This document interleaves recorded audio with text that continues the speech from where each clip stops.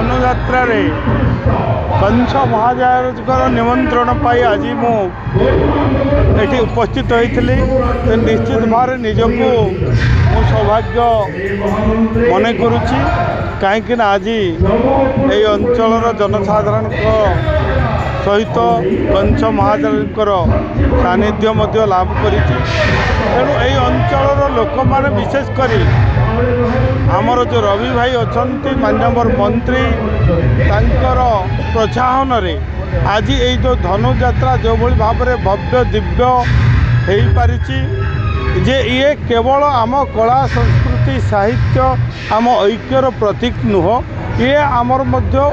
आगंतुक पीढ़ी को मध्य ये आउरी शक्ति जगाऊँच एवं आमर जो लक्ष्य रही विकसित ओडिशा विकसित भारत गठन दिगरे मध्य ये सहायक हम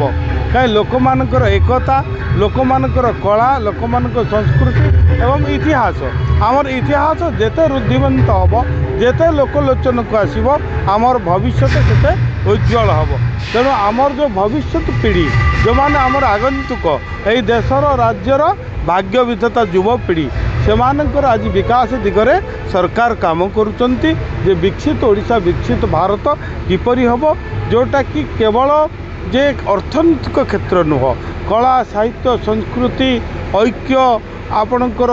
अर्थनैतिक सांस्कृतिक बौद्धिक भौतिक समस्त दिगरु विकास हेले एक विकसित राज्य विकसित देशर स्वप्न साकार हम तेणु निश्चित भाव में कुचिंडा अंचल जो खंडपटा अंचल धनुयात्रा ऐतिहासिक यात्रा यही यात्रा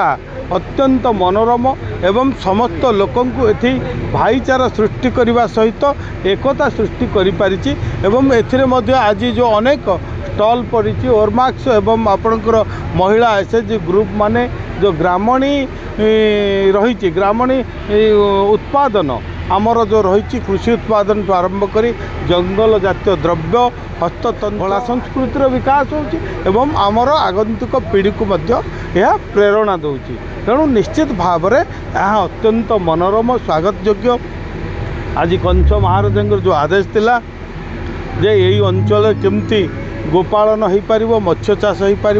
दुग्ध उत्पादन अंडा उत्पादन हो पार से क्षेत्र में आज आम सरकार जो विभिन्न योजना करिसेंती से विषय आज आम अवगत कलु एवं लोक मानक आत्मनिर्भर स्वावलंबी करने सरकार सबू योजना लोकों पाखरे केमती पहुँचब आज सरकार से व्यवस्था कर।